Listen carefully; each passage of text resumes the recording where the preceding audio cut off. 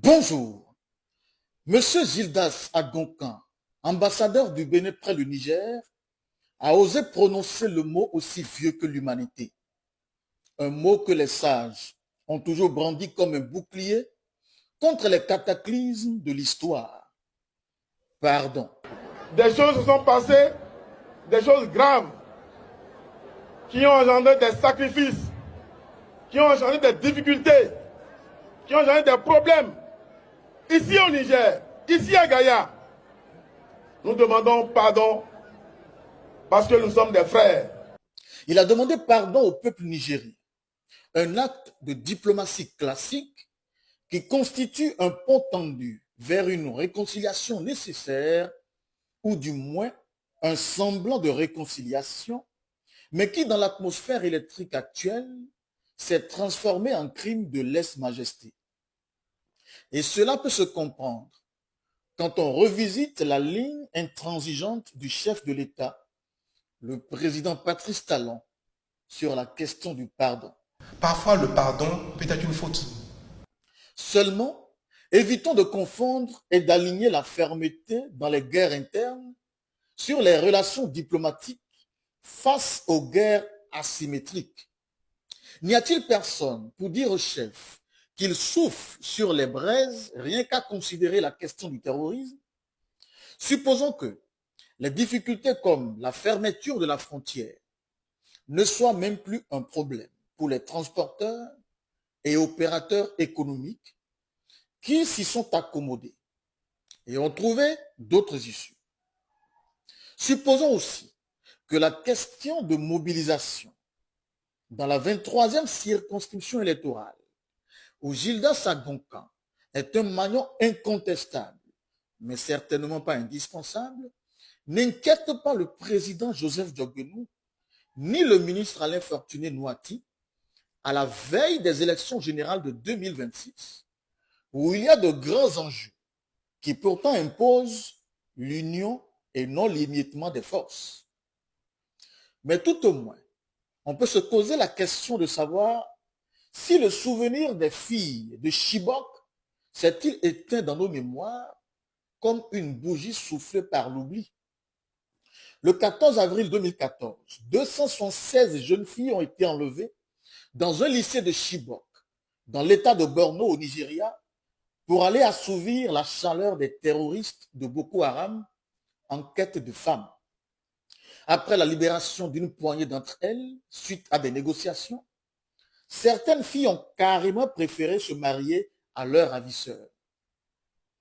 Imaginez aujourd'hui, et n'y croyez surtout pas, que cette même situation arrive aux étudiants de l'Institut international de santé Koubeni à Gaïa, là où Gildas Agoncan est allé demander pardon au nom de nos enfants étudiants béninois qui sont parmi ces lauréats.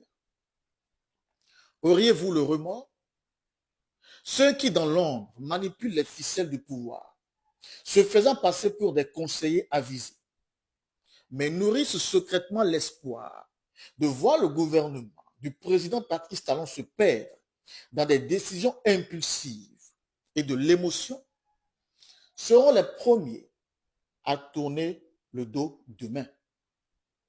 Actuellement, dans le cercle de gouvernance du chef de l'État, seul le ministre conseiller Rachid Gbadamachi affiche une fidélité sans détour et accepte de supporter les assauts de ses détracteurs. Tous les autres, eux déjà plongés dans les calculs d'après 2026, préparent leur sortie comme des acteurs sur le point de quitter la scène et rentrer sous un autre rideau. Certains ont d'ailleurs essayé un peu plus tôt et ils se sont ravisés très rapidement. Ils n'hésiteront pas d'ailleurs à le faire s'ils en trouvent l'opportunité. Pendant des années, les gouvernements successifs, sous les avis de leurs conseillers, peut-être, ont choisi de détourner le regard face au terrorisme, feignant de croire que cela ne nous concernait pas, alors même que nos frontières étaient poreuses et que nous avions les conditions idéales pour devenir un sanctuaire pour les groupes terroristes. Nous y voilà à présent, plongés au cœur de cette menace. Dans un contexte aussi fragile, où les États de l'AES forment désormais un front de défense unique contre le Bénin seul, on continue à jouer à l'aveugle, refusant de mesurer l'ampleur du danger qui nous guette. Le retrait précipité de l'ambassadeur Gildas Sagonkan ne relève pas de la fermeté, mais bien d'un entêtement maladroit. Les groupes terroristes qui pullulent dans la sous-région ne demandent pas mieux que ces fissures envenimées entre États pour mûrir leur initiative de frapper. Et puisque ce sont eux qui prendront à chaque fois l'initiative devant une sous-région éclatée, la probabilité est forte qu'ils aient chaque fois de l'avance.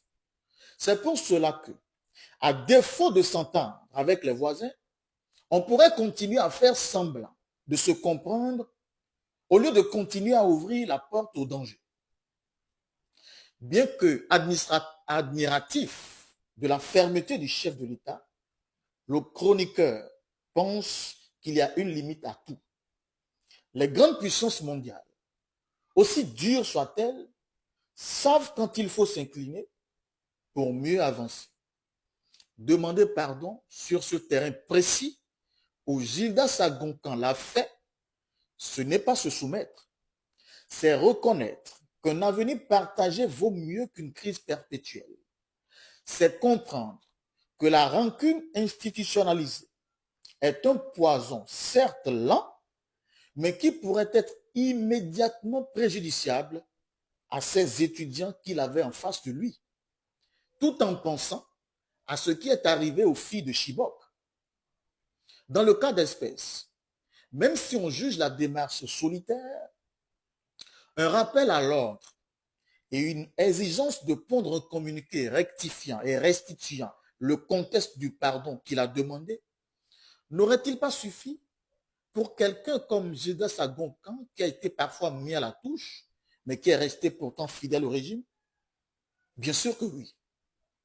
Gildas Sagonkan est tombé pour un mot, mais il aura le mérite de porter l'humilité par son flambeau. Et en se démarquant clairement de ces chameaux qui aiment conseiller le faux.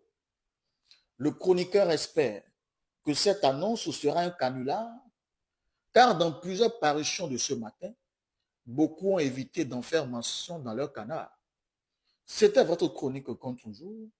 Merci pour l'attention et à demain.